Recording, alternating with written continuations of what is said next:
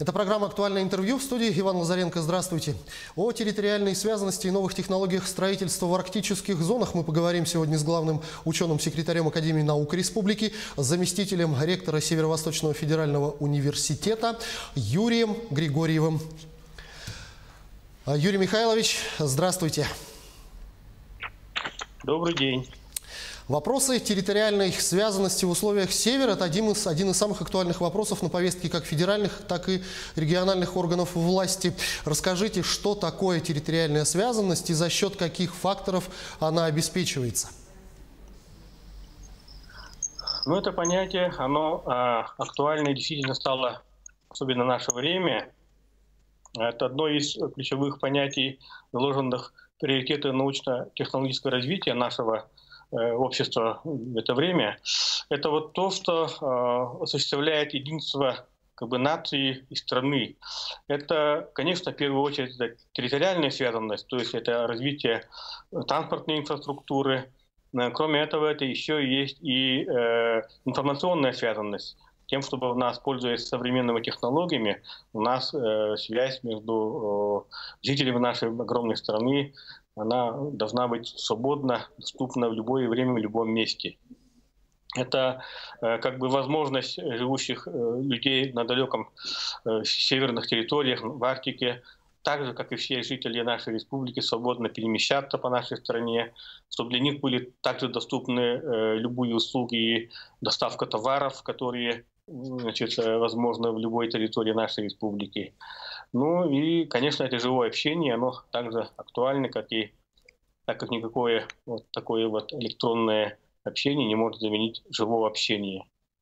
Ну, естественно, я как представитель высшего образования не могу не отметить, что это, конечно, возможность предоставления качественного высшего образования, конкурентоспособного высшего образования, качественной медицины, естественно, и развитие научных исследований в интересах любого региона нашей страны.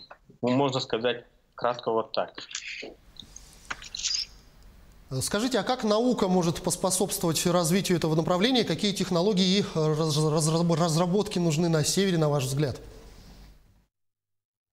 Ну, естественно, для нас, для нашей большой республики, актуальным является в первую очередь транспортная связанность. Она у нас имеет большие проблемы. У нас круглогодичная транспортная связь с дальними регионами, она не у всех есть. У нас есть такой особый вид транспорта, как зимники, автозимники, то есть когда в какой-либо населенный пункт можно доехать только на автомобиле, когда у нас замерзнут реки и озера. Это проблема малой авиации, потому что как раз с этим связано. Ведь в советские времена у нас вот такая транспортная доступность обеспечивалась малой авиацией, которая в данный момент она немножко потеряна, можно сказать так. Значит, что еще? Ну, с этим связано и то, что предлагает наука. Ну, значит, ученые, инженеры непрерывно изобретают, развивают новые виды транспортных возможностей. У нас, скажем, развивается железная дорога, есть проекты, скажем, даже развития нашей железной дороги вплоть до Баренцева моря, вплоть до Камчатки. Вот такие крупные проекты, они всерьез осматриваются. У нас, конечно, самый у всех на устах это проект мостового перехода через реку Лена. И наши ученые совместно с представителями концессионеров, которые подписали концессию на постройку этого моста, в данный момент ведут научно-изыскательские работы по созданию этого моста. Вот этот мост является, конечно, крупным логистическим моментом, элементом для завершенности, определенной завершенности транспортной логистики нашего центрального региона. И мы надеемся, что наши ученые, которые работают в этом направлении и в Северо-Восточном федеральном университете, в Институте мерзлотоведения Сибирского отделения, значит, и Якутском проектном научно-исследовательском институте строительства, который успешно работает в Якутске. Вот такой вот коллектив ученых, они тоже делают свой вклад для того, чтобы этот проект был наиболее эффективный, значит, успешный и так далее. Вот. Ну и сейчас у нас, скажем, век, время углеводородного сырья, все равно у нас развиваются трубопроводные системы, по которым транспортируется углеводородное сырье. В этом отношении исследователи и ученые нашей республики также делают, значит, определенные исследования тем, что вот эта вот часть транспортной связанности тоже была в нормальном рабочем состоянии, чтобы у нас не было проблем при транспортировке углеводородов.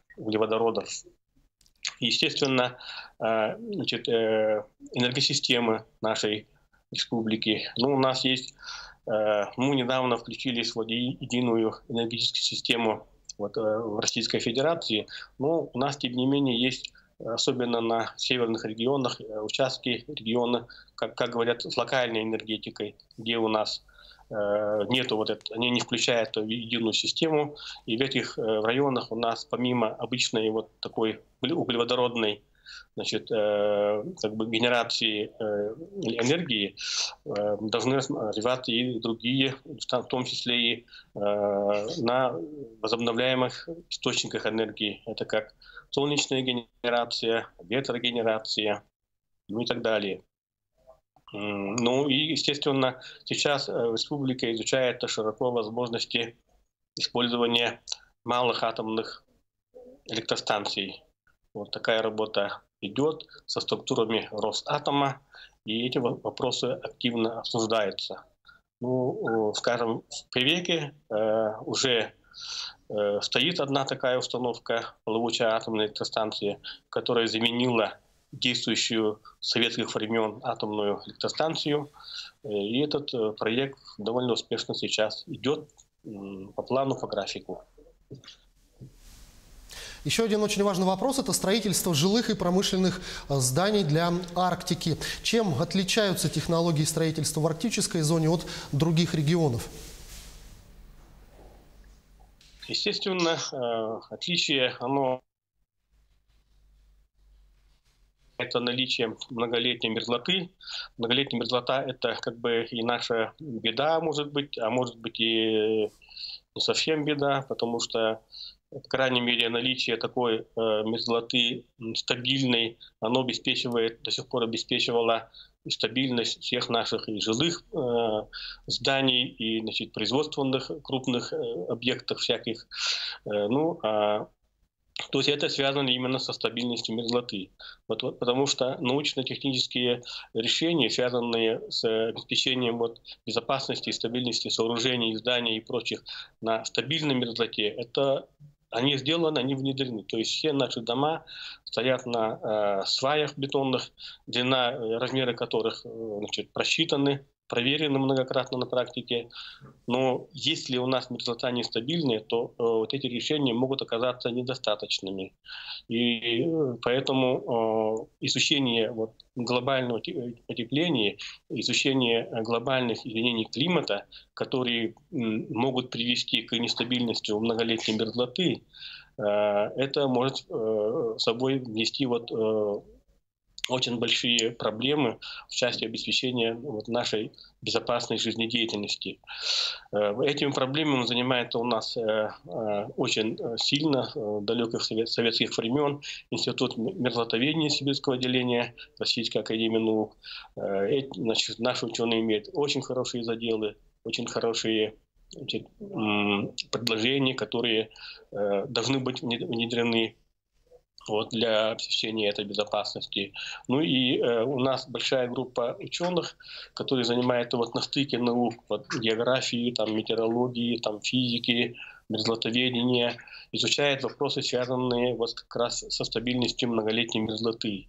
У нас в республике имеется ряд стационаров, расположенных в разных районах нашей республики, где ведутся непрерывно мониторинг погоды, состояния мерзлоты, И эти измерения при обработке потом, значит, дают нашим ученым материал для, так сказать, для того, чтобы делать выводы, куда мы идем, насколько у нас климат меняется, насколько у нас погода меняется, насколько у нас мерзлота у нас стабильная или нестабильная. Поэтому в этом направлении исследования очень важны. Они имеют не только для нас характер, они имеют также и глобальный мировой интерес, потому что мировой климат это вообще глобальное понятие, оно воздействует не локально, а на весь земной шар, начиная от южного полушария до северного полушария. И вклад наших ученых в этих исследованиях, он есть, и он довольно велик. Но вот если говорить о морозостойких материалах, то какими свойствами они должны обладать, чтобы соответствовать современным требованиям? Ну вот холод – это как бы тоже наша местная особенность, как и мерзлота. У нас, значит, температуры ниже 40, ниже 50 градусов, они нередки. В этих температурах должны работать наши техника должна работать, всякие механизмы должны действовать, которые выполняют те или иные всякие промышленные функции и прочее. И вот поэтому вот при таких температурах минус 40, минус 50 и ниже, они должны быть работоспособны именно при таких температурах. Ну, плюс еще у нас перепад. Летом у нас до плюс 40 доходит. Поэтому материалы, из которых изготовлены те или иные узлы этих систем, они должны быть работоспособны при указанных этих температурах. Это довольно сложная задача, она с переменным успехом решается. Значит, в этом направлении у нас большие работы ведутся и в Северо-Восточном федеральном университете. Ряд подразделений занимается, довольно крупные имеет успехи, занимается этой проблемой Институт физико-технических проблем Федерального исследовательского центра, Якутский научный центр. Вот. Там, в частности, наши исследователи, они разрабатывают материалы, которые не приходили бы в вязко-хрупкое состояние при этих низких температурах, при которых теряется работоспособность тех конструкций, тех элементов, из которых они сделаны. Кроме этого, наши исследователи занимаются разработкой различных композиционных материалов, в том числе и использованием методов нанотехнологий, тем, чтобы обеспечить работоспособность изделий из этих материалов при указанных температурных интервалах. Ну, в общем, тут у нас есть и хорошие заделы, хорошие результаты. Еще могу сказать следующее, что у нас в университете очень сильно изучаются графены и графеноподобные материалы. Это как раз область нанотехнологий, которая основана на фундаментальных теориях из физики. И, в принципе, использование вот таких графеновых и графеноподобных материалов тоже может привести к некоторым успехам в направлении создания новых материалов, обладающих уникальными свойствами. Расскажите об умных домах, чем они обязаны своему названию и насколько необходимы, на ваш взгляд, нашей республике. Ну, это тоже очень актуальный вопрос. Коротко можно сказать так, что умный дом это подразумевается система всяких технических электронных решений, которая обеспечивает комфортные условия проживания в наших домах с минимальными затратами энергии. Ну, у нас энергия, это у нас электроэнергия, тепловая энергия может быть сжигание газа. И вот все эти процессы должны быть в умных домах, они должны быть отслеживаться, отслеживать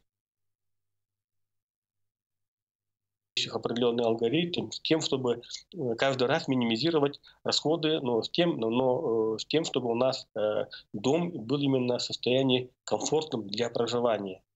Для этого могут быть использованы в том числе и современные электронные решения, как использование, ну, как сейчас говорят, GSM-формат. GSM-формат – это значит, частота, на которой работают сотовые телефоны и прочее. Да, и вот, то есть управление этим домом может быть обеспечено также с использованием смартфонов, сотовых телефонов, ну, которые снабжены определенным программным обеспечением.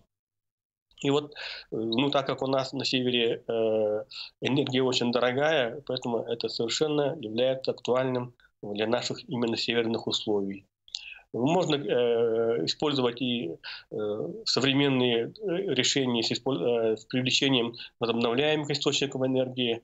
Это как то солнечные панели обычно используются, солнечные коллекторы используются для нагревания жидкостей, ну и так далее.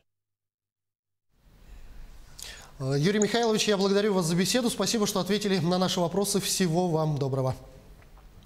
Благодарю. Всего доброго. До свидания. Это была программа «Актуальное интервью». Но о территориальной связанности и новых технологиях в строительстве в арктических зонах мы говорили с главным ученым-секретарем Академии наук Республики, заместителем ректора Северо-Восточного федерального университета Юрием Григорьевым. Берегите себя, обязательно носите маски, дезинфицируйте руки и соблюдайте социальную дистанцию в общественных местах. До встречи в эфире.